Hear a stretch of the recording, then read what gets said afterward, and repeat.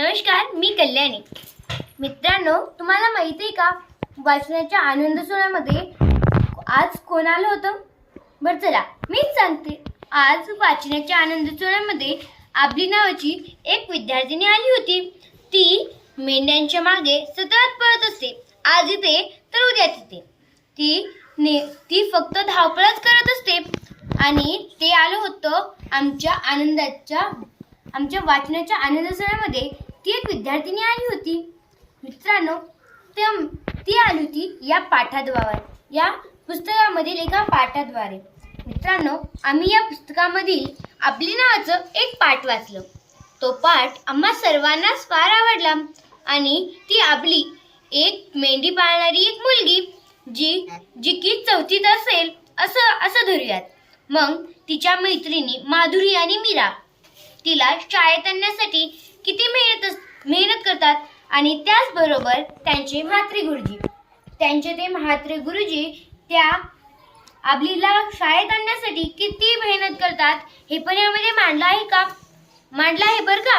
कधी गाणं गातात तर कधी त्यांच्या वडिलांना भेटतात.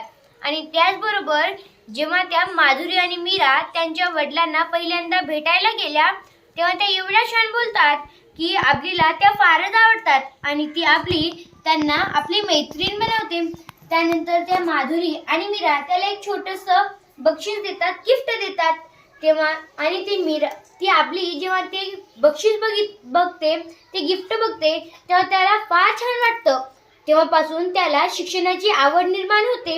आणि मित्रांनो, मला तर असं वाटतं की माझ्या पण जीवनामध्ये अशा एखाद्या मैत्रिणी आल्या पाहिजेत की आपली जर मैत्रीण एखाद्या वेळेस शाळेत नाही आली तर तिला शाळेत आणण्यासाठी थोडंसं ते हसतात, त्याला शाळेत आणण्यासाठी किती छान छान बोलतात.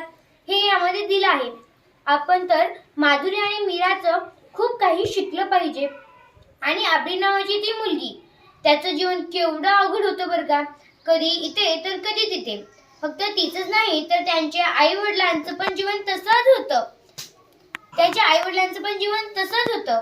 पण त्या आबलीला जेव्हा शिक्षणाची गोडी निर्माण होते तेव्हाच त्यांचं दुसऱ्या गावात निघण्याचं टाइम येतो. मग ती जेव्हा जाते तेव्हा ती त्याच्या मैत्रिणींना एक छोटंसं गिफ्ट देते. आणि त्याचबरोबर त्यांच्या गुरुजींना मेंढीच्या त्या केसापासून बनलेलं एक डस्टर देते. आणि आम्ही जेव्हा हे वाक्य वाचतो तेव्हा माझं पण आणि आमच्या गुरुजीच्या डोळ्यामध्ये पण टचकन पाणी भरून येतो. आम्हाला असं वाटतं की एखाद्या विद्यार्थिनीला जर शिकायचं असेल आणि त्याच वेळी जर त्याच्या मैत्रिणी बनल्या असेल आणि ते जेव्हा दुसऱ्या शाळेत जातं तेव्हा आपल्याला केवढं वाईट वाटतं ना.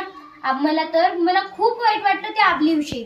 मला असं वाटलं की तिला पुढं पण शिकू दिलं पाहिजे होतं. कारण की जर तीच पुढे शिकली असती तर त्याचं स्वप्न पूर्ण झालं असतं ना. धन्यवाद. आणि मित्रांनो, मी प्रमोद प्रकाश धायगुडे सरांचे पण फार फार आभार मानते. कारण की त्यांनी ही कथा लिहिली आणि त्याद्वारे हा पुस्तक लिहिला. जर त्यांनी पुस्तक लिहिला नसता तर आम्हाला आबली कोण होती ते कळालंच नसतं.